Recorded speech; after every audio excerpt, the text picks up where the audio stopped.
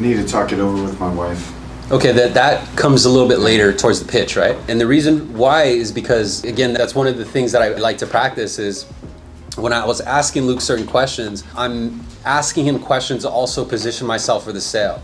So if Luke gave me that objection, I know it's not, his wife that's going to make the decision. The wife's a homemaker. He's the breadwinner. I'm not saying that, that Luke's better or the husband's better or anything, but I know that he's the one who it's tied to him. So I would pick that up and take that as an excuse, and there's something that I missed. And so if he did hit me with that objection and said, okay, let me go and talk to my wife about it. Yeah, awesome. Let me make a couple notes before I let you go. Okay, Luke, when you talk to your wife about it, what are going to be a couple of the main topics that you want to focus on? And then he's going to tell me unknowingly what he's concerned about. Oh, we're going to talk about the interest rate because we saw advertised.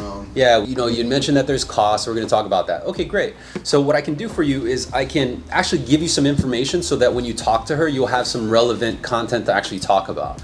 So if your concern is with regards costs, we have an option where there's no cost. Here's what the monthly payment would look like. And all I'm doing is giving him the rate that would give me enough rebate or lender credit to remove the cost. I don't give him the rate though. Make sense? So if the going rate with no closing costs was 5%, I'm giving him the payment of 5%. I'm saying this is the payment with no closing costs. This is the payment with closing costs. Completely your choice. I want to say, what's the rate? Yeah, exactly. But after I said, well, which one do you like? I like the lower payment. Okay, well then that's 4.5. All right? Does that make sense? Yeah. So, what's the one with no closing costs? That's 5.25. It doesn't make any sense for you right now.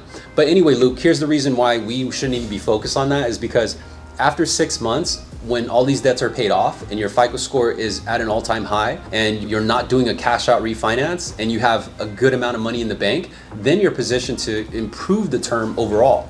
So what if I could show you how to reduce your term by 3 to 5 years? That's about 60 less payments of the $2,000 you said you're making. That's $120,000 I can help you save. So the goal is to first prepare you. This is just a bridge. This first transaction is a vehicle. Number one is you're going to become part of the new American family.